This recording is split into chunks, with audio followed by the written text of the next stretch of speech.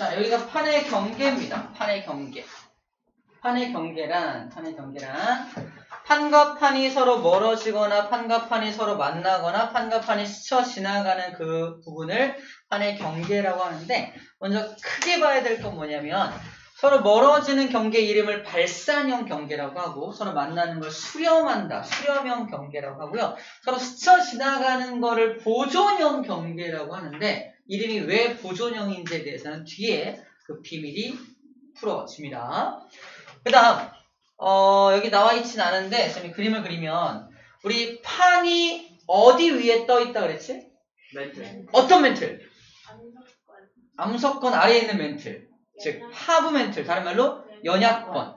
우리 상부 멘틀도 있는데 걔는 판에 쩍 달라붙어 있다 그랬잖아, 그치? 자, 하부 멘틀이 대류하는 겁니다. 연약권이야. 이게 빨갛게 칠해져 있는 부분이 연약권을 표현하는 거라고 생각하면 됩니다. 그래서 이렇게 멘틀이 상승하는 부위에서는 상승하고 양쪽으로 퍼질 거 아니야? 여기서 발산형 경계가 만들어지게 되고요. 멘틀이 하강하는 부위에서 이렇게 몰고 와서 하강하는 거니까 수렴형 경계가 만들어지게 되는 겁니다. 멘틀의 상승부, 멘틀의 하강부, 거기에서 어떤 경계가 만들어지는지 정리할 수 있어야 하고, 1, 2, 3, 4, 5, 6이라고 하는 여러 가지 지금 지형들이 써 있잖아. 이 지형들이 각각 어디에서 발생되는지는 원리와 함께 배우게 될 겁니다. 자, 바로 원리부터 볼 거야. 지금 당장 외우지 않아도 된다는 얘기야.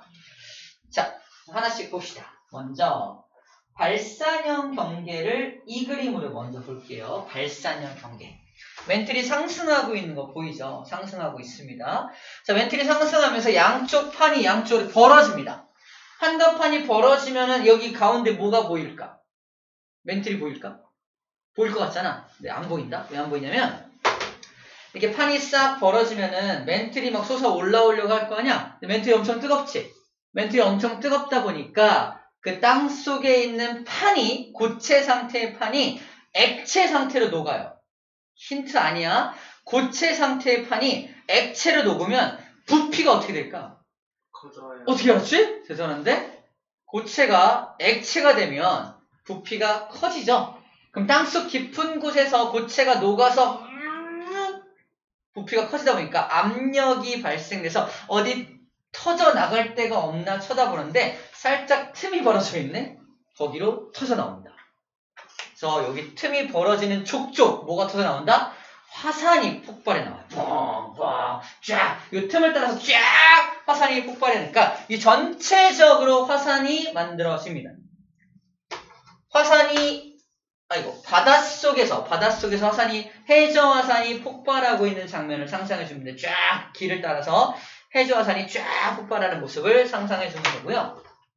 그 해저 화산에 의해서 생성된 그 산을 바닷속에 생성된 산맥, 해령이라고 불러줍니다. 령자는 산맥 령자예요. 차령산맥, 노령산맥, 대관령산맥, 산신령. 아닌가? 아무튼 령자가 산맥 령자에 해당합니다. 바닷속 산맥이라는 뜻이야. 그 다음에 이게 화산으로 만들어진 산이잖아. 화산으로 만들어진 산 두 개가 유명하죠. 우리나라에. 백두산과 제주도에 있는 한라산. 꼭대기 올라가 봤나요? 난 못 가봤어. 근데 거기 백록담이라는 게 있대요. 이게 움푹 파인 골짜기 같은 게 있어서 거기 물이 차 있잖아. 백두산도 천지라고 하는 그런 게 있잖아. 이렇게 움푹 파인 곳. 움푹 파인 그런 지형을 열곡이라고 불러주는 거예요. 그래서 화산 끝에는, 끄트머리에는 이렇게 움푹 파인 지형이 있는데, 움푹 파인 지형도 화산이 쫙 있으니까 움푹 파인 지형도 쫙 연결되어 있겠죠. 그 열곡이 쭉 연결되어 있는 모양을 그림으로 요딴 식으로 표현하고 있는 거예요. 열곡이 쭉 연결되어 있는 모양을 이렇게 움푹 파인 모습으로 쭉 연결해 놓은 거야. 열곡이라고 불러주고, 이게 띠 모양으로 연결되어 있어서 열곡대라고도 부릅니다. 열곡도는 열곡대가 만들어진다라고 표현을 해요. 자, 그 다음에 지진 얘기를 할 건데, 지진. 화산이 여기서 폭발하죠. 이거 마그마 만들어지고 뽕 나오는 거잖아. 그치? 굉장히 깊은 곳에서 만들어진 건 아니죠. 여기서 살짝 녹은 게 터져 나오는 거니까. 그래서 얕은 곳에서 발생하는 지진이라서 얕은 곳을 얕을 천자 써서 얕은 곳에서 발생한 지진 천발 지진이라는 표현을 씁니다. 얕을 천자 언제 써요? 이런 천박한 것 할 때 얕은 어떤 지식을 가진 것 천박하다, 못 배웠다 이런 표현을 써요. 천박하다. 자, 얕을 천자, 천한 것 할 때 천자가 얕을 천자입니다. 자, 천발 지진. 그럼 가운데 여기는 없지만 여기 중간쯤에서 발생되는 지진은 중발 지진이라 하고요. 더 깊은 곳은 깊을 심자 써서 신발 지진이라고 신발 지진이라고 불러줍니다. 욕한 거 아니야. 신발이야, 신발. 그럼 스트레스 받을 때 이 지진 공부를 하시면 돼요. 아, 이게 신발 지진이구나. 이 신발. 이렇게 공부하면 돼요. 엄마, 무슨 일이야? 공부 중이야. 이렇게 하면 안 돼요. 신발. 맞습니다. 그래서 지진의 종류가 세 가지로 나눠지고요. 지형에 따라서 어디서 천발이 발생되는지, 또 어떤 지형에서는 중발까지 발생되는지, 또 어떤 지형에서는 천발, 중발, 신발이 다 발생될 수도 있는지 이런 걸 구분해 주면 됩니다. 아시겠죠? 시험 문제 출제? 되죠? 됩니다. 여기 해령이 만들어질 때는 천발 지진만 발생된다라고 정리해 주면 됩니다. 되죠? 자, 바닷속에서도 이렇게 발산이 일어날 수 있지만 땅 위에서도 발산이 일어날 수 있습니다. 바로 이 지역이야. 이게 동아프리카 지역인데 동아프리카 여기 지역이 이렇게 그가 양쪽 판이 갈라집니다. 대륙이죠. 대륙 위에서 판이 갈라지는 거야. 심지어 여기는 대륙이 갈라진 그 틈에 물이 차가지고 홍해가 만들어지기도 해요. 홍해가 그렇게 만들어진 곳이야. 대륙판이 갈라지면 화산이 폭발하는데 산처럼 높이 올라오지 못해. 땅이 원래 높다 보니까. 그래서 어떤 모양이면 요딴 모양이에요. 산과 판이 멀어지면서 발산형 경계에서 밑에서 마그마가 폭발해 올라오긴 하지만 울컥 오면서 여기 이제 마그마가 솟아 올라오긴 하지만 산처럼 만들어지진 않아. 그래서 열곡대만 쭉 나열된 모습으로 정리가 됩니다. 열곡대란 말 나와있죠? 열곡대만 만들어집니다. 대륙판이 멀어지는 경우에는 열곡대만 만들어지는 모양으로 관찰이 되는 거죠. 산의 모양이 관찰되지 않습니다. 마찬가지로 천발 지진만 발생이 되겠네요. 여기를 동아프리카 열곡대라고 불러줍니다. 아프리카 동쪽이니까 동아프리카 열곡대라고 불러주고 이거를 V자 모양이라 넓은 V죠. V자 모양의 열곡대가 만들어진다라고 표현을 하고 있습니다. 여기 바닷물이 들어오면 이제 홍해라는 바닷물이 바다가 된다라고 쓰여져 있네요. 아, 이 대륙판이 멀어지면 이렇게 되는구나. 자, 그 다음 중요한 게 뭐냐면 이렇게 발산형 경계는 공통적으로 밑에서 마그마가 솟아 올라와서 새로운 지각이 만들어지는 거다. 그죠? 새로운 지각이 형성되는 곳이야. 새로운 지각이 형성되면 나머지는 좀 밀리겠죠. 또 형성되면 또 밀리겠죠. 형성되면 밀리겠죠. 점점 기존에 만들어진 판은 점점 밀리면서 옆으로 가고요. 새로운 판들이 가운데 어디서? 바로 해령 부분에서 여기 열곡대 부분에서 새로운 지각이 만들어집니다. 즉 발산형 경계는 새로운 지각이 만들어지는 경계다라고 정리할 수 있겠네요. 새로운 판이 만들어지는 경계가 되겠습니다. 그래서 이런 말이 나오는 거야. 해령에서 멀어질수록 해양 지각의 나이가 많아진다. 여기가 이제 막 만들어진 거잖아. 가장 나이가 어려. 영해, 나 같아. 그죠? 영한데 기존에 만들어진 것들은 여기로 밀려났을 거 아니야. 그치? 그 전에 만들어진 건 여기로 밀려났겠죠. 양쪽이 대칭적으로 밀려납니다.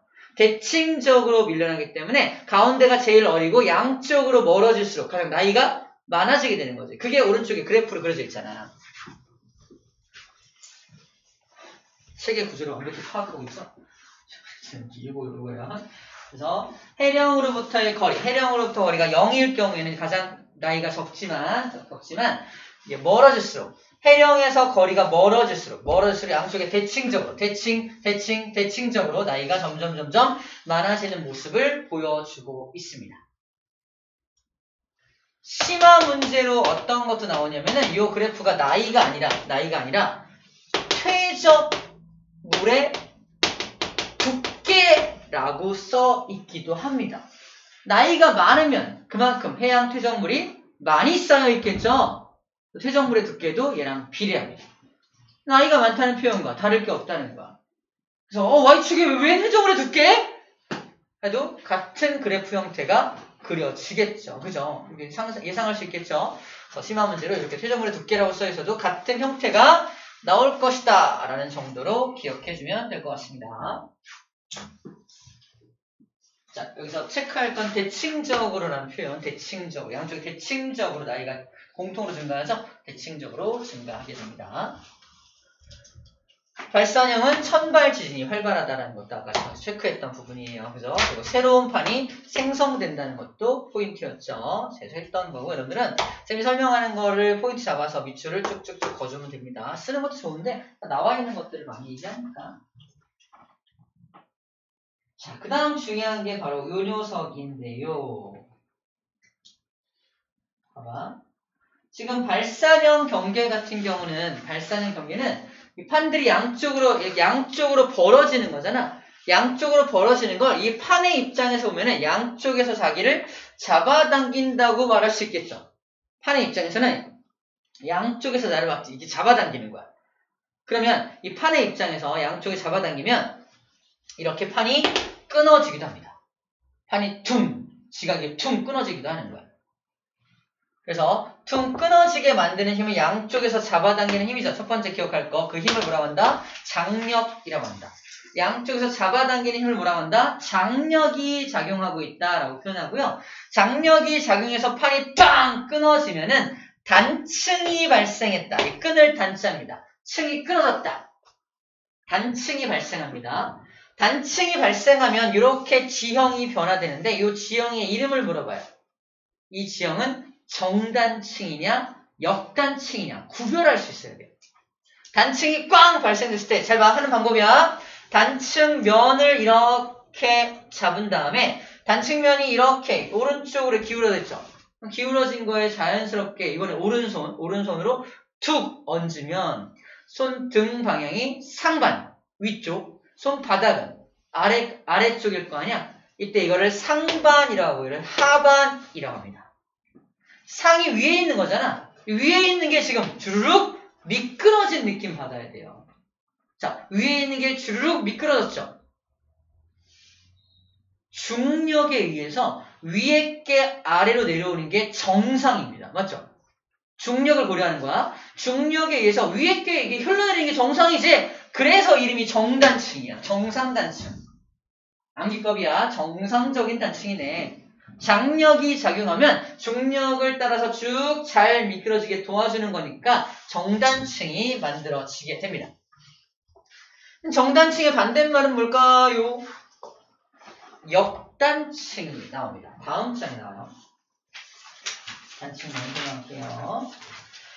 자, 역단층은 반대로 양쪽에서 이렇게 멘틀이 반대로 대류해서 이렇게 반대로 대류해서 판과 판이 만나는 수렴형 경계에서 양쪽에서 이렇게 미는 힘이 발생합니다.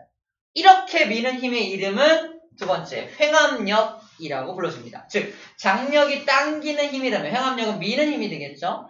횡압력이 발생되면 지층의 입장에서 양쪽에 자기를 막 눌러 구부러지겠죠. 구부러지는 현상이 먼저 발생해요. 이걸 습곡이라고 해요. 구부러지고 막 습곡. 그래서 아까 습곡산맥이 만들어지는데 이게 땅이 구부러지면서 이렇게 올라오는 거야. 습곡산맥. 그러니까 다이어트에 성공한 그 산맥이 바로 습곡산맥이에요. 굉장히 말라있는, 그는 말라있다. 아무튼 히말라야 산맥이 엄청난 습곡산맥입니다. 이렇게 휘어진 구조야. 땅과 땅이 만나면서 이렇게 휘어져 있는 구조가 습곡산맥이에요. 근데 습곡산맥이 너무 심해지면 어떻게 될까? 끊어지겠죠? 빵! 끊어집니다. 얘 같은 경우는 요딴 식으로 끊어진 거야. 끊어진 단면에 대해서 어떻게 해라? 이건 오른손이야. 퉁 올리면 위에가 상반이고 하반이죠. 상반이 올라갔죠. 뭘 거스르고? 중력을 거스르고 올라갔으니까 거스를 역자 써서 역단층이라고 불러준다는 거야. 단층 면이 꼭 저렇게 잘라지라는 법은 없잖아. 이렇게 잘라질 수도 있겠죠. 이렇게. 자, 이게 A반, B반 있습니다. 둘 중에 누가 상반일까? 이번에는 이쪽으로 면이 돼 있으니까 왼손으로 툭 얹어요. 이게 상반이, 하반이. 상반이 올라갔죠. 역단층. 역단층, 정단층 구분하는 법 할 수 있어야 됩니다. 자, 그럼 다음 가라는 단층은 이름이 뭐냐? 역단층이다. 가라는 단층을 만들기 위해 작용해야 하는 힘의 이름은 뭐냐? 횡압력이 되겠죠. 그런 걸 써주는 연습을 해주면 되겠습니다. 아하, 잘하겠네요. 좋아요. 자, 이렇게 해서 일단 발산형 먼저 끝냈고요. 자, 이제 수렴형을 볼게요. 구조를 먼저 봅시다. 수렴형. 첫 번째 그림입니다. 자, 판과 판이 만나면 수렴이잖아. 만나는데 해양판하고 대륙판이 만납니다. 우리 지난 시간에 외웠어요. 해양판을 이루는 암석은 시커멓다. 대륙판은 약간 흰색이다. 누가 더 밀도가 크다? 시커먼 거. 왜? 금속성 물질이 많이 포함되어 있으니까. 둘이 만나면 어떻게 될까? 무거운 놈이 파고 내려갑니다. 파고 내려가는 현상을 뭐라고 한다? 섭입한다. 섭입한다라는 표현을 써요. 섭입한다. 섭입하면서 생기는 이러한 띠 모양의 이런 면이 생기죠. 이 면을 그래서 섭입대라. 섭입대. 이 섭입대를 따라서 마그마가 만들어지겠죠. 그래서 마그마가 만들어지겠죠. 마그마가 만들어지면 고체 상태의 마그마가 힌트 아니야? 액체 상태가 되면 부피가 어떻게 돼요? 늘어나죠. 정답 어떻게 알았지? 늘어나면 압력이 발생할 거 아니야. 약한 곳을 뚫고 터져 나오는 모습을 보여주는 거야. 화산 살짝 폭발한 거 보이나요? 보이나요? 살짝 폭발하고 있죠. 그래서 화산이 폭발하는 모습을 보여주고 있습니다.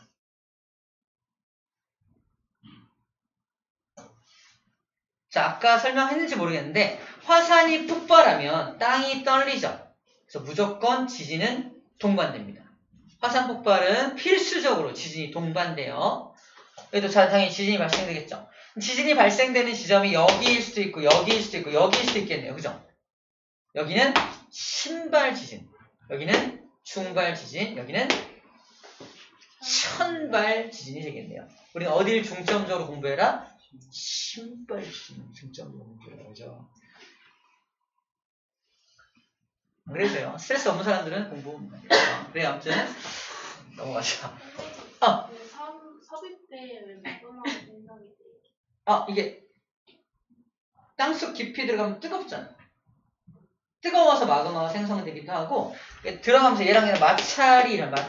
마찰 열에 의해서 추가적인 열이 발생되기도 합니다. 열에 의해서 녹게 되는 거예요. 그럼 파고 내려갈 때 여기 뭐야? 살짝 V자 모양의 파고 내려가는 경계, 이렇게 파고 내려갈 때 V자 모양의 지형이 생겨납니다. 간단히 그리면 이런 모습에다가 이렇게 파고 내려가는 거니까 이런 여기 물이 차 있으면 이런 지형이 요 지형이 생성되는 거야. 다른 바다보다 훨씬 깊은 바다가 생성되죠. 훨씬 깊은 바다를 뭐라고 한다? 해구라고 해구가 형성된다. 깊은 바다, 섭입대에서 나타나는 깊은 바다를 해구라고 불러줍니다. 섭입대의 시작점이죠. 시작점에서 해구가 발생이 됩니다. 양쪽에서 이렇게 미는 힘이 발생하니까 습곡산맥 당연히 만들어질 수 있겠죠. 휘어지는 습곡산맥이 만들어지고요. 화산도 폭발할 수 있겠네요. 오케이, 이 정도 해주면 되겠습니다. 자, 이 경계를 섭입하는 경계, 우리가 수렴형 경계를 둘로 나눠요. 첫 번째는 섭입형 경계, 두 번째는 충돌형 경계가 있는데 섭입이 일어나고 있기 때문에 이름이 섭입형 경계라고 구분해주고 있는 겁니다. 수렴형 두 개 중에 하나예요. 충돌형도 보여줄게요. 충돌형은 이 녀석이 충돌형이에요. 충돌형. 대륙판과 대륙판이 만나. 둘 다 밀도가 작은 게 맞나? 어떻게 해요?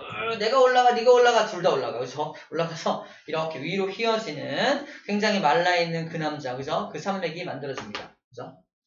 히말라야 산맥이 이렇게 형성된 산맥이야. 그래서 이걸 습곡 산맥이 만들어진다 표현합니다. 서로 누가 섭입하지 않았죠? 충돌만 했잖아. 그래서 충돌형 경계라고 구분해 주는 거죠. 수렴형 경계 중에서도 충돌형 경계네요. 여기는 습곡 산맥이 만들어져요 라고 말하는 거야. 화산이 폭발하니 안 하니?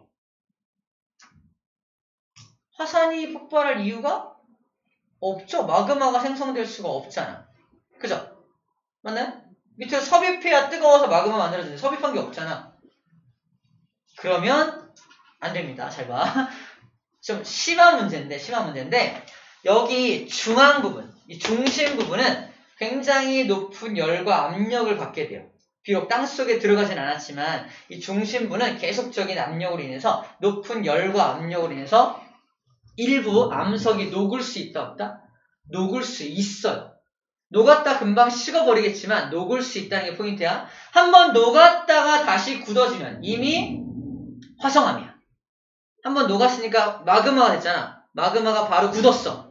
화성암이야. 즉 습곡산맥의 중심부에서는 뭐가 발견되기도 한다? 화성암이 발견되기도 한다. OX? O! 화성암이 발견되기도 한다. 화산 폭발하지 않았지만 화성암이 발견될 수 있다는 게 포인트입니다. 자, 그리고 지층이 휘어지다가 끊어지면은 지층이 딱 끊어질 때 발생되는 진동. 그게 뭐야 또? 지진이죠? 지진이 여기서 발생될 수 있죠. 그러므로 천발과 중발까지 가능하다라고 봅니다. 중발까지 가능하다. 그래서 충돌형 경계는 중발까지 가능하다. 그러니까 섭입형 경계는 신발까지 가능했죠. 그래서 충돌형 경계도 중발까지는 가능했다. 발산형 경계는 모두 천발 지진이었잖아. 하지만 수렴형 경계는 최소 중발 지진부터 시작합니다. 자, 다음 경우는 조금 특이한 경우입니다. 바로 해양판과 해양판이 충돌하는 경우. 와우! 해양판과 해양판도 밀도 비슷하잖아. 근데 아주 조금이라도 더 밀도가 큰 녀석이 이번에는 섭입해 들어갑니다. 그래서 오른쪽 판이 왼쪽 판보다 조금 무거웠나봐. 섭입해 들어간 섭입형 경계가 만들어지고 있어요. 마찬가지로 섭입하고 있으니까 모두 만들어져? 해구도 만들어지겠네요. 그럼 파고 내려간 게 바다야. 파고 내려간 게 마그마가 생성이 되고 마그마가 터져 나오면서 화산섬이 만들어지겠네요. 화산섬이 만들어집니다. 이렇게 만들어진 화산섬이 이제 아무것도 없던 바다였는데 갑자기 막 섬이 생겼어. 이렇게 만들어진 거예요. 없던 섬이 생긴 이유가 이런 게 섬을 만드는 거죠. 지금 막 만들어진 섬이니까 무인도겠네요. 그죠? 무인도겠네요. 이게 이렇게 마그마가 폭발해서 만들어진 섬이라서 이 섬을 뭐라고 부르냐면 열도라고 부릅니다. 열로 만들어진 섬. 마그마가 굳어져서 만들어진 섬. 열도라고 불러줘요. 열도.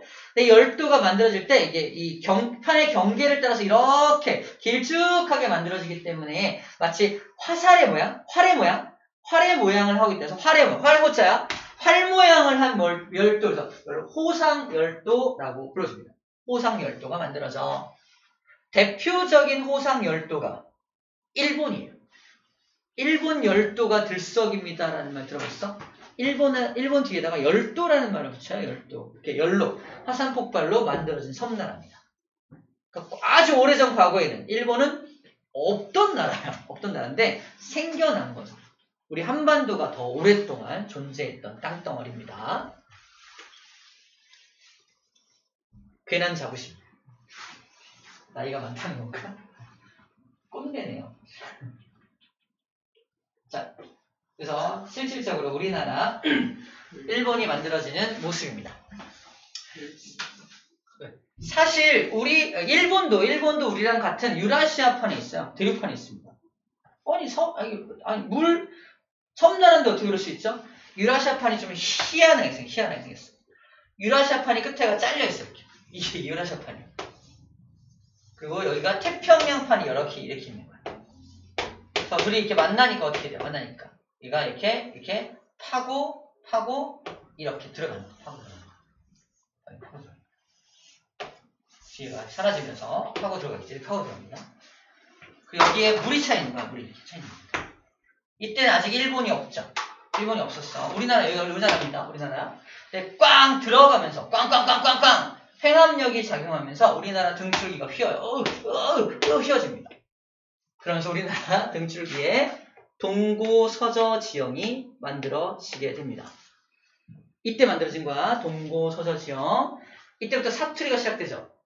영서지방과 영동지방이 지형상으로 함부로 움직일 수 없는, 이동할 수 없는 형태가 되면서 사투리, 방언이 생겨나기 시작합니다. 이 방언인가? 아무튼 그 방언은 아니고요. 방언이 생겨나기 시작합니다. 동고서저 지형, 이렇게 생겨난 습곡산맥이 만들어지는 거야. 여기 있죠? 이게 습곡산맥이 만들어진 모습을 말하는 거고요. 파고 내려간 녀석이 녹으면서 마그마가 생성돼서 뻥 터져 나오면서 섬나라가 생겨납니다. 뒤로 쭉 이어지겠죠? 이렇게 만들어진 섬나라가 뭐다? 일본입니다. 다른 말로 열도죠? 무슨 열도? 호상이네요. 호상열도입니다. 호상열도가 만들어집니다. 다른 말로 일본 열도가 만들어졌다 써있네요. 호상열도입니다. 일본 열도도 호상열도가 만들어지고요. 저 일본 바로 오른쪽에는 겁나 깊은 바다가 있어요. 겁나 깊은 바다. 그걸 일본 해구라고 불러줍니다. 우리가 알고 있는 겁나 깊은 바다, 마리아나 해구라는 말 들어본 적 있나요? 마리아나 들어봤죠? 마리아나 해구라는 곳이 세계에서 가장 깊은 해구인데 일본 오른쪽에도 깊은 해구가 존재한다라는 말을 하고 있는 겁니다. 자, 어쨌거나 일본이 만들어지면서 우리나라 등이 휘기 시작했다. 지금도 그렇죠? 은유적 표현이에요. 일본으로 인해서 등이 휘고 있다. 이런 은유적 표현입니다. 더 이상 욕은 하지 않을게요. 자, 좋습니다.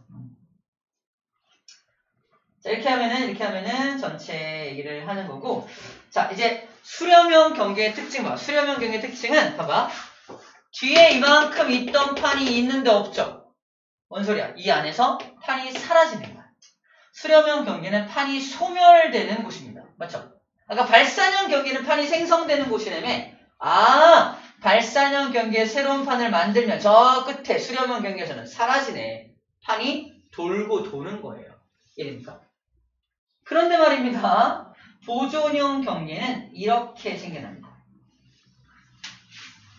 이게 보존형 경계야. 세 번째. 여기 해령이 있어. 해령. 안녕 해령. 여기도 해령이 있네.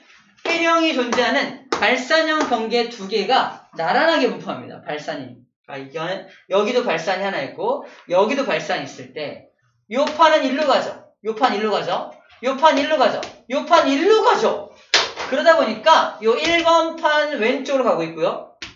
2번 판이 오른쪽 가니까 이 판과 1번과 2번 판은 서로 스쳐 지나가는 판이 될 수 있겠네요. 자, 스쳐 지나가니까 요 판의 경계는 판이 생성되는 곳도 아니고 판이 소멸되는 곳도 아니죠. 판이 뭐 되고 있다? 그냥 보존만 되고 있죠. 그래서 이름이 보존되고 있는, 판이 그대로 보존되고 있는 경계, 이름이 보존형 경계예요. 왜 이름이 보존형 경계인지 비밀을 밝혔다 그랬죠? 밝힌 거야. 쿨하잖아? 이거야. 보존형 경계입니다. 자, 보존형 경계의 특징은요. 특징은 서로 스쳐 지나가더라도 어쨌든 마찰력이 서로 부딪힐 거 아니야. 단층이 만들어지긴 만들어져. 단층. 근데 정단층, 역단층과는 조금 다른 형태가 만들어지기 때문에 이름하여 변환단층이 만들어진다라고 표현합니다. 변환단층. 스쳐 지나가는 경계인 보존형 경계에서는 변환단층이 만들어지고요. 대표적인 변환단층이 얘가 산 안드레아스 단층이 대표적인 변환단층입니다. 영화도 있죠. 산 안드레아스 영화가 있고요. 재난영화요. 어떤 재난영화? 지진. 엄청난 지진이 발생하는 재난영화입니다. 산 안드레아스. 자, 그 다음 특징이 있는데, 자, 요 변환단층이 나타나는 여기 보존형 경계는 잘 들어. 보존형 경계는 해령에 대해서 수직한 방향으로 발달합니다. 그죠? 해령에 대해서 수직한 방향으로 발달해요.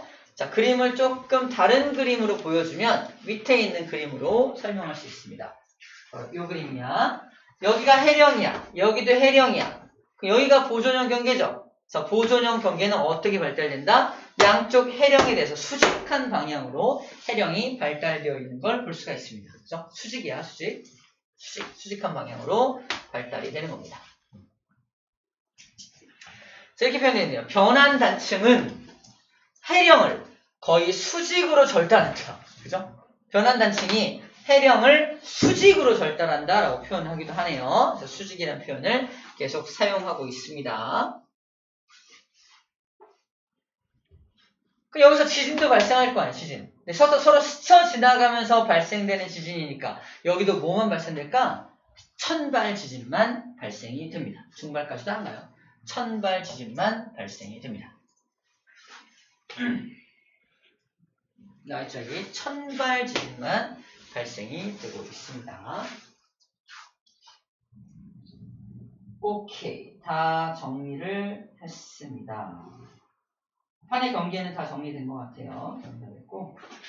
여기가 이게 산 안드레아스 단층을 사진으로 찍어놓은 그림이 이겁니다. 이 산 안드레아스가 어디냐면은, 봐봐, 여기 있어요.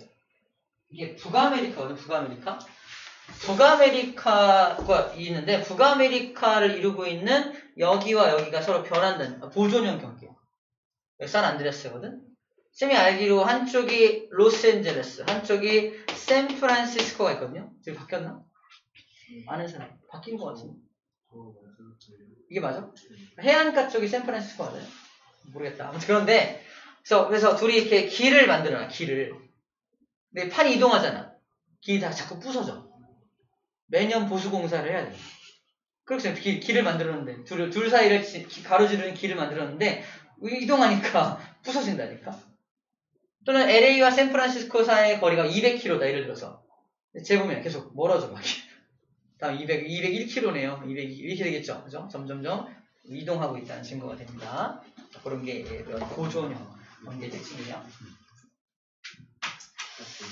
자, 넘기면 이제 화산과 지진이 나옵니다. 화산이 특징이 되게 많아요. 이 화산이 폭발하고 있는 모습인데, 잘 봐.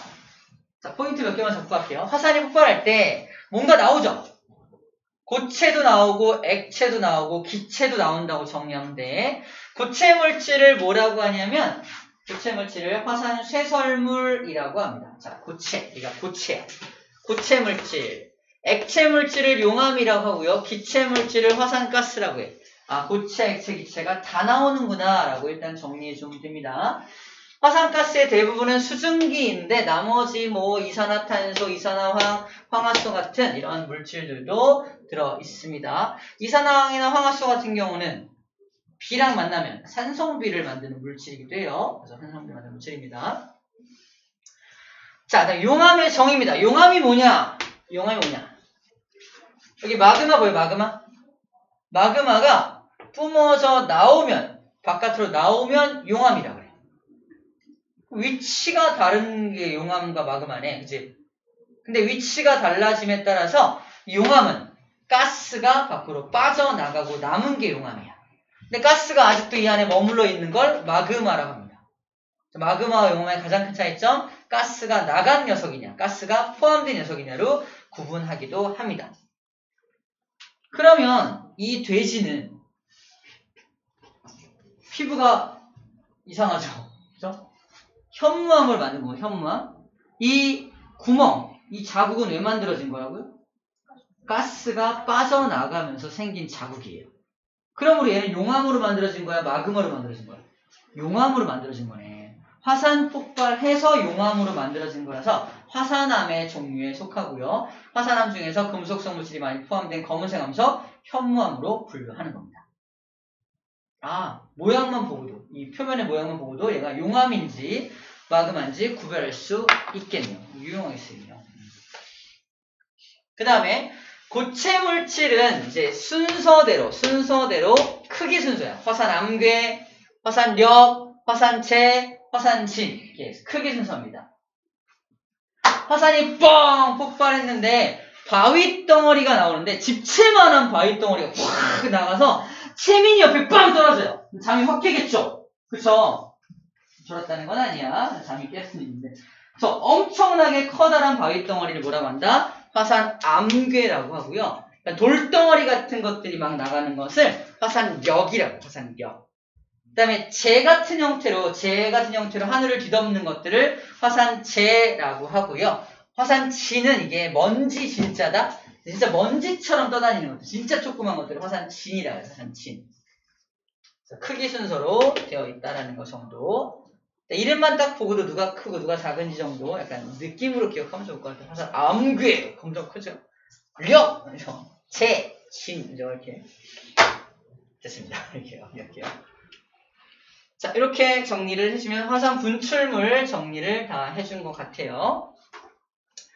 자, 그 다음에 중요한 게 SiO2의 유무인데요. 봐봐. 뭘 상상해주면 되냐면 이 SiO2 딱 보니까 뭐가 보여? 다 비금속입니다. 비금속. 이제 비금속, 금속 구분할 수 있죠. 비금속으로만 이루어진 공유결합 물질이야. 다시 말해서 금속이 포함되어 있지 않다는 게 중요합니다. 금속이 포함되어 있지 않다는 건 어떤 의미를 가지느냐? 금속이 포함되어 있지 않다. 이제 SiO2는 금속이 별로 없다. 그래서 봐봐. SiO2가 굉장히 많다. 다른 말로 무슨 말이다? 금속이 많이 포함이 안 돼 있다. SiO2 함량이 얘보다 좀 작네? 무슨 소리야? 상대적으로 금속이 많이 포함돼 있다. 그래서 얘가 현무암이야. 방금 봤던 얘가 현무암질이잖아. 현무암은 검은색이죠. 왜 검은색이다? 금속이 많아. 그럼 상대적으로 뭐가 없다? SiO2는 적은 거야. 이해돼요? 그렇게 기억합니다. 자, 이 퍼센트보다 더 중요한 게 뭐다? 금속성 물질이 포함되어 있냐? 별로 없냐에 대한 내용이에요. 얘는 검은색 암석이고 얘는 흰색 계통의 암석입니다. 그 다음에 이미지를 만들어야 될 게 또 뭐냐면 이 검은색 계통의 용암, 시커먼 용암. 시커먼, 이 용암도 보이나? 이 붉은색은 뜨거워서 그런 거고 시커먼 용암이 흘러내리는데 이 시커먼 용암이 흘러내릴 때는 굉장히 빠르게 쫙 흘러갑니다. 금속성 물질이라 그런지 몰라도 굉장히 무겁게 묵직하게 빠르게 쫙 가고 있는 장면을 상상할 수 있을까 싶어요. 자, 근데 이 흰색 계통의 용암은 약간 밝은 계통의 용암은 나오면은 끈적하게 이렇게 나오는 거죠. 얘는 울컥, 얘는 울컥 나온 다음에 끈적하게 나오는 느낌으로 기억해 주면 돼요. 그러니까 SiO2 함량이 많이 포함되어 있으면 체크, 유동성이 작다. 다시 말해서 끈적끈적하다. 이게 이 전체 표를 암기하는, 이 전체 내용을 암기하는 대표적인 키워드가 됩니다. 끈적끈적하니까 봐봐. 화산이 폭발 안 돼. 끈적해. 어떻게 돼요? 위로 많이 올라가 이렇게. 끈적해. 이런 끈적하게 내려오는 모양이야. 근데 만약에 화산이 끈적하지 않고 쭉 흐르면요. 울컥 주르륵 할 거 아니에요. 화산의 모양이 달라집니다. 이런 모양은 아주 순한 모양이다. 순한 상태, 순상형이라고 불러주고요. 얘는 종을 엎어놓은 거, 종을 엎어놓은 것 같은 모양이라서 종상형이라고 불러줍니다. 체크. 순상화산, 종상화산. 끈적한 것과 관련돼 있죠. 끈적하다 보니까 폭발할 때도 뻥 폭발해요.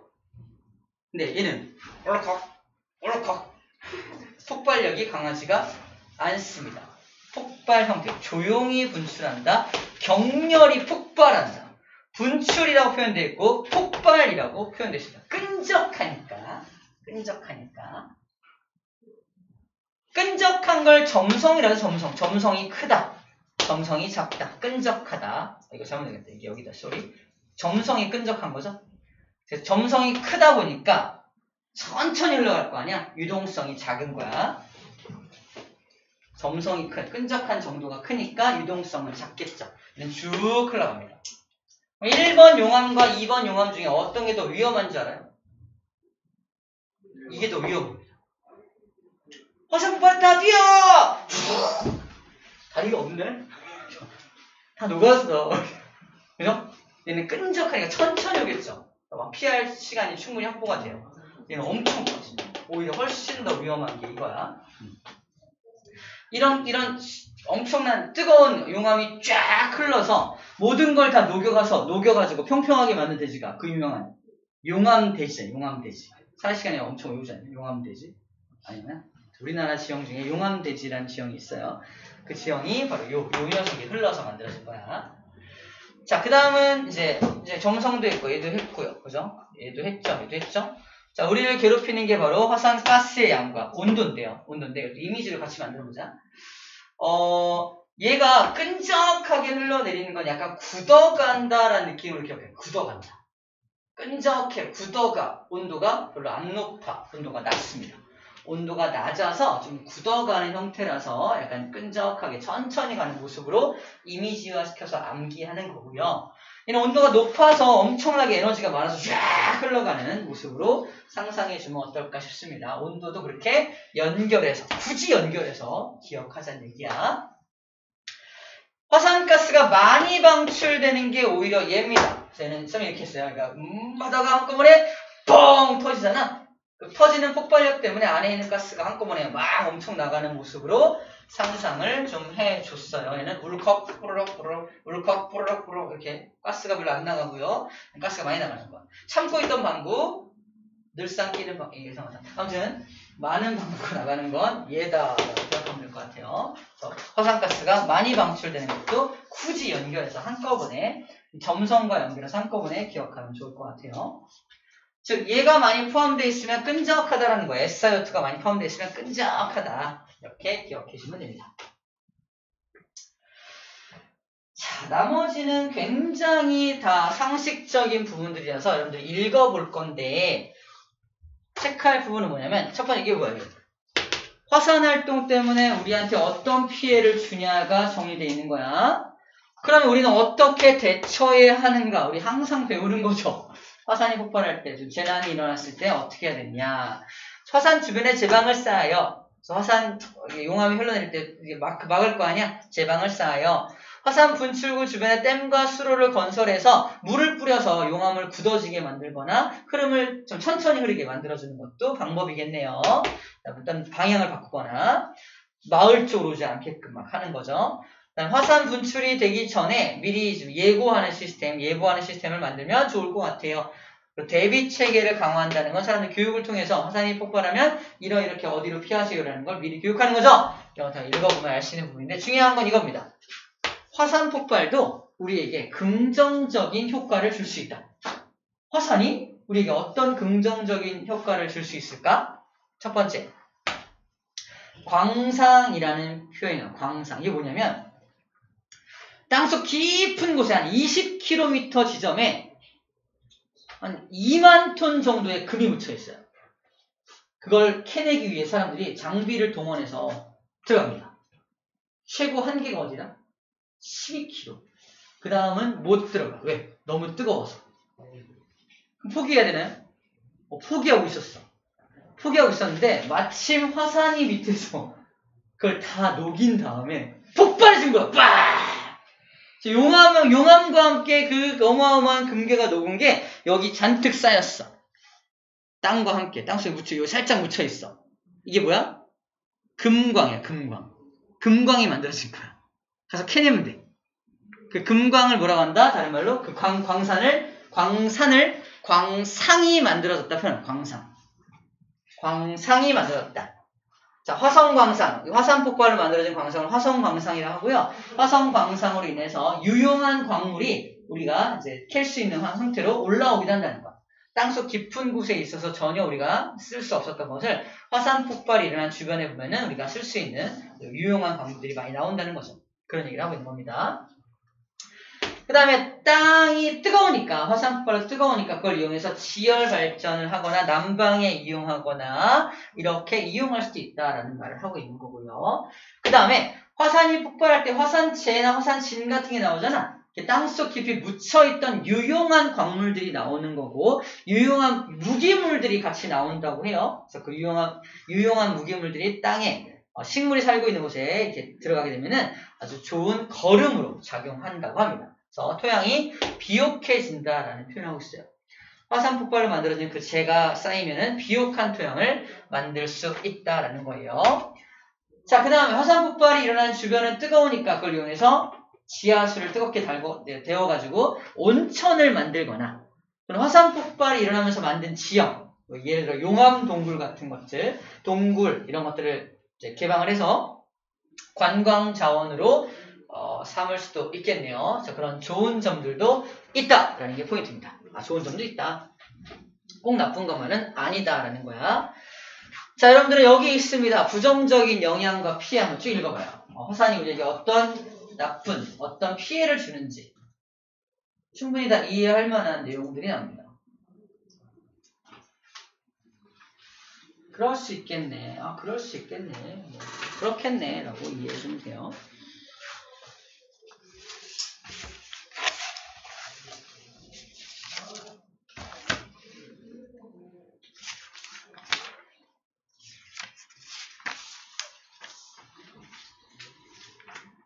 자, 이렇게까지 읽으면 화산에 대한 내용은 끝이 납니다.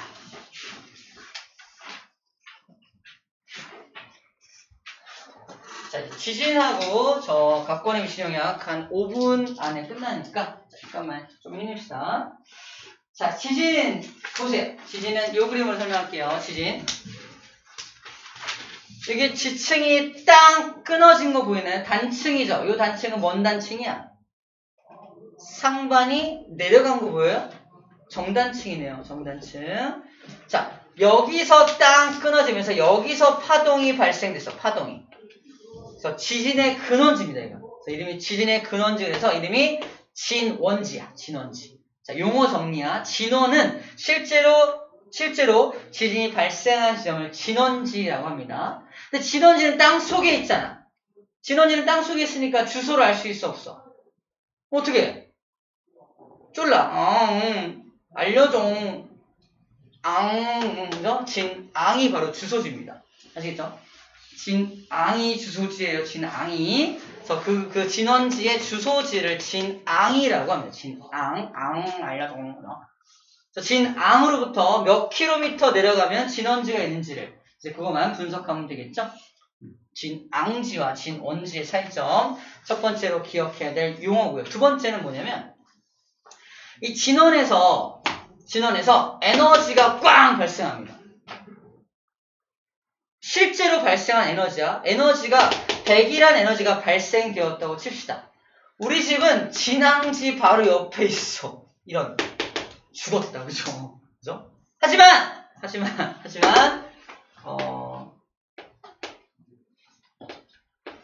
유찬님의 집은 멀리 있습니다. 어느 집이 더 피해가 클까? B요. 왜 B야? 피해가 어디가 크냐고. B요. 너를 희생하지 말고. 상식적으로. 진원지에서 가까운 곳이 더 피해가 크겠죠. 멀리 가면 갈수록 아무래도 에너지가 좀 줄어들 테니까 피해가 좀 적을 겁니다. 그죠?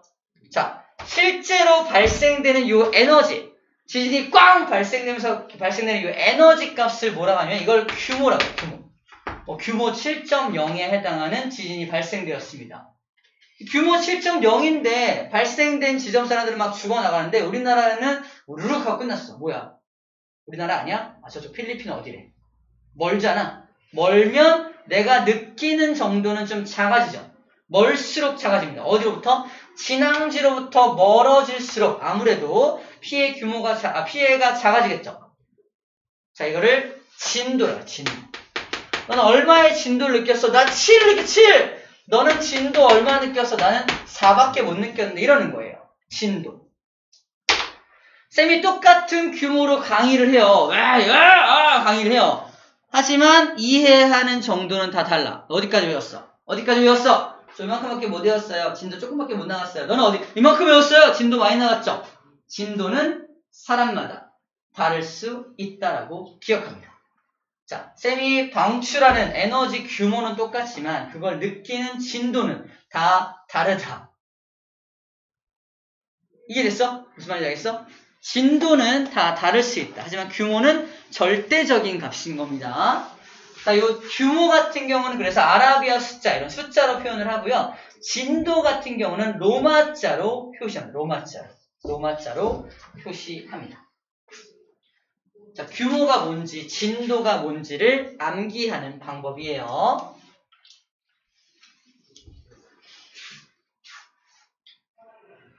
자, 그 얘기가 정리되어 있는 겁니다.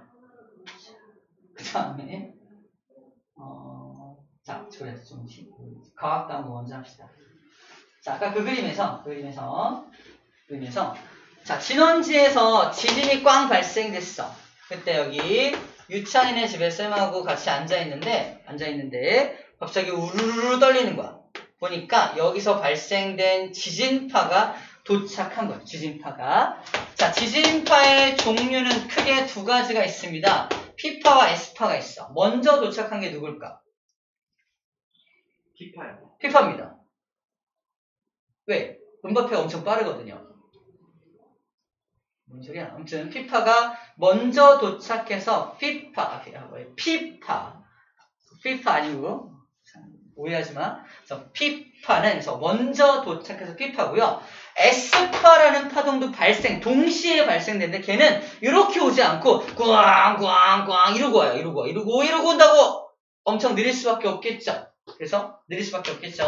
느려서 두 번째로 도착하기 때문에 secondary 파, 그래서 S파라고 불러줍니다. 이 S파도 그 S파 아니에요. 걸그룹 아닌지 알죠? 또 게임 아닌 거 알죠? 피파 게임 아니에요. S파 아니에요. 그래서 먼저 옵니다. 그래서 초당 8km 정도 가고요. 초당 4km 정도면 딱 2배 정도의 속도 차이를 보이게 돼요. 자, 얘는 그래서 이게 진폭이 되게 진폭이 작아서 피해 규모가 적은 데는 진폭이 꽝꽝꽝꽝 진폭이 엄청 커요. 오히려 느리지만 진폭이 엄청 커서 피해 규모가 큰 것도 S파입니다. S파가 안 뜨나? 아무튼 S파, 그래서 S파가 엄청 피해 규모가 커요. 아시겠죠? 떴어? 그래서 우리가 먼저 지진이 한번 훅 지나. 뭐야 지진인가? 그 다음 찾아오는 지진이 더 무서운 거야. 더 무서운 S파가 나중에 오잖아. 꽝꽝꽝 올 거 아니야. 자, 예를 들어서 지진파 중에서 P파 지나갈 때는 집에서 이렇게 뭐야. 근데 지진파 S파가 도착하면 앞뒤로 져. 꽝꽝꽝꽝 헷갈립니다. 그래서 진동 방향이 달라. 자, 그냥 왼쪽에 표의 형태로 정리가 되어 있습니다. 자, 추가적으로 정리를 하면은 정리하면 통과 매질도 달라요. P파는 엄청 빠르잖아. 엄청 빨라서 고체든 액체든 기체든 다 뚫어버립니다. 하지만 S파 같은 경우는 느리다 보니까 고체는 통과하는데 액체를 만나면 이렇게 흘러버려서 더 이상 통과가 안 됩니다. 얘는 P파 같은 경우는 액체가 있어 이렇게 꽝 뚫고 지나가거든. 근데 S파 같은 경우는 이게 옆으로 떨리잖아. 꽝꽝 이렇게 가야 되는데 액체를 만나면 꽝 하면 쭉 흘러가서 없어져 버려. S파는 그래서 액체나 기체를 통과하지 못합니다. 그래서 고체만 통과한다라고 적혀 있는 거예요. 이건 해적 진폭과 피해 규모를 정리했습니다. 자, 나머지는 또 되게 상식적인 부분이에요. 자, 지진이 발생되면 첫 번째 부정적인 영향이 많습니다. 되게 안 좋아, 그지? 그래서 어떻게 대처를 좀 해야 돼, 그지? 이런 대처를 해야지. 내진 설계도 해야 되고, 그지? 그 다음에 건물을 아무데나 지으면 또 안 돼, 그지? 이런 것들을 해야 됩니다. 그래야 돼요. 그리고 저 왼쪽 위에 보면 뭐가 나와 있냐면 지진이 발생됐을 때 대처하는 안전교육 같은 게 나와 있어요. 읽어볼까? 뭐라 나와 있어요? 뭐라고 있지? 책상 밑으로 피하여 낙뢰물로부터 머리를 보호한다. 가스 밸브를 잠근다. 이거 과학에서 할 얘기 아닌 것 같아요. 그죠? 과학에서 할 얘기는 아니고 우리 상식적으로 그냥 알고 있어야 되는 내용입니다. 특징적인 거 항상 엘리베이터나 엘리베이터. 시험 문제 나온 경우가 있어요. 지진이 발생하면 신속하게 엘리베이터로 이동한다. 신속한 거니까 맞는 것 같아. 이러면 안 돼요. 엘리베이터는 절대 이동하면 안 되는 겁니다. 아시겠죠? 그런 것들 혹시 나올 수 있으니까. 에스컬레이터는 가능해요. 에스컬레이터 안 돼요. 전자제품, 전기로 운용되는 제품들은 다 안 됩니다. 제품이 좀 이런 거. 기구들은 다 안 돼요. 전기가 끊어지면 안 되니까. 에스컬레이터는 멈춰도 갈 수 있긴 하니까 괜찮겠다. 후룸라이드 같은 거는. 후룸라이드. 집에 후룸라이드 있나요? 놀이공원에서 놀고 있는데 갑자기 지진이 난다? 네. 1층으로 제일 빨리 갈 수 있는데. 난 괜찮아. 난 콜. 들어가다가 분리되면 어떡해요? 불리해지는 거지. 엘리베이터 아니면 어떡해요? 빨리 나와야 돼요. 근데 이게 꺼지잖아요. 비상사다리가 있어. 위에 뚫고 올라가요. 위에 열리게 돼 있어요. 올라가서 줄을 이렇게 올라가면 어떡해요? 올라가고 있는데 내려가면 되죠. 엘리베이터 갑자기 어떻게 올라갈 수도 있어요. 각종 상황에 대한 건 나중에 생각해보도록 합시다. 자, 마찬가지로 이렇게 우리 상식적인 부분들을 읽어보도록 할 거고요. 우리가 주목해야 될 부분은 바로 여기입니다. 긍정적인 영향. 확대해 볼게요. 지진이 긍정적인 영향을 주기도 한다. 긍정적으로 이용할 수 있다는 얘기인데 잘 봐. 이거는 자연적으로 발생된 지진이 아니라 인공적으로 발생시킨 지진을 이용하는 거야. 첫 번째, 지진 기록을, 지진파를 일부러 발생을 시켜서 지구 내부 구조가 어떻게 생겼는지 알 수 있어요. 지진파를 빵 쏴서 속도를 측정을 해요. 근데 갑자기 확 빨라져. 다른 매질이 나타났네? 또 액체를 만나면 훅 느려져. 그치? 이런 식으로 지구 내부 구조가 고체, 액체 이런 걸 이루어져 있는 걸 지진파의 속도를 분석해서 알 수 있고, 혹시 몰라 확인하기 위해서 S파를 쐈더니 사라져. 이 액체가 확실하네. 그죠? 액체인 걸 확인할 때도 이용합니다. 그 얘기예요. 두 번째, 인공 지진을 발생시켜서 지하 구조를 파악해서 지하 자원을 찾는데 이용을 합니다. 지금부터 제2의 만수르가 되기 위해서 밑에 유전 물질, 즉 그죠? 유전. 그 유전이 아닌 거 알죠? 기름, 석유를 찾고 싶어요. 그냥 아무데나 일단 파. 일단 만수르 아무데나 파면 되나요? 늙어 있겠죠 언젠가, 그죠? 원래 안 되니까 지진파를 이용해서 이 유전이 묻혀있을 만한, 석유가 묻혀있을 만한 곳을 먼저 지진파를 통해서 분석을 해서 확률이 가장 높은 곳을 시추하는 겁니다. 이 시추가 시추 아닌 거 알죠? 파는 걸 말합니다. 시추를 해서 찾아내는 거야. 즉 지하 자원을 찾을 때 이용할 수 있다라는 게 지진파고요. 세 번째, 인공 지진통에서 봐봐, 도로, 건물, 댐 같은 건설에 적합한 장소를 찾습니다. 내가 돈이 엄청 많아서 롯데월드 타워의 2배 되는 타워를 지금 만들 거야. 여기서 시작해. 알고 보니까 밑에 싱크홀, 겁나 깊은 싱크홀이 있어. 다 만들었는데 쫙 가라앉더니 없어졌어. 내 건물이 있었다가 없었습니다. 이런다고요. 이러면 되겠어, 안 되겠어? 신박한데요? 신박하지? 지하 건물? 이러면서. 근데 다 녹았어, 마그마 때문에. 그럼 안 되지. 내려가면 다 녹아버리는 거지. 어떡할 거야. 그래서 내가 건물을 짓기 전에 뭐부터 검사해야 돼? 여기 집안이 튼튼한지 아닌지부터 먼저 검사를 해야겠죠. 그럴 때 뭐로 한다? 지진파가 딴다고요. 꼭 건물만이 아니라 댐이나 또 도로 같은 거 건설할 때도 이런 분석을 다 한 다음에 건설을 해야 한다는 겁니다. 자, 너무 당연한 얘기죠? 오케이, 좋습니다. 자, 대처 방법. 아까도 했는데 그럼 이런 지진이 발생해서 우리한테 이런 피해를 주니까, 피해를 읽어봐, 지금. 읽어보고요. 피해를 주니까 우리는 이렇게 토지 이용할 때 아무데나 짓지 않아야 되고, 내진 설계된 집을 지어야 하고요. 예보도 시스템을 잘 만들어야 하고요. 경보도 잘 만들어야 되고, 안전교육도 잘 시행해야 한다. 이런 얘기 나와 있습니다. 자, 지금 피해만 좀 읽어봐. 어떤 피해를 주는지. 다 알고 있는 내용들일 겁니다. 그죠? 이런 피해를 주다, 이런 거 알고 있다. 이제 2번 끝났고요. 3번은 살짝. 자, 마지막. 그러면 이 지진과 화산 활동은 다 무슨 권에서 일어납니까? 직권이죠. 그래서 시작이다, 직권이야. 직권에서 발생된 이 지진이나 화산이 누구에게 영향을 주는지를 예제를 먼저 준 다음에 이 얘는 무슨 건이 무슨 건에게 영향을 준 거냐 이렇게 물어본단 말이야. 예를 들어서 지진 해일이 발생된대. 이거는 직권, 즉 지진이 발생되잖아. 바다 밑에 있는 땅이 꽝 끊어지면서 지진이 발생되면서 발생된 파동이 어디 전달되는 거야? 물에게 전달돼서 20m 이상 꽉 솟아올라서 해안가 마을을 덮치는 게 지진 해일의 피해잖아요. 그러면 직권이 수권에게 영향을 준 거네요. 그죠? 직권이 수권에게 영향을 줘서 발생되는 게 지진 해일의 발생입니다. 발생까지야.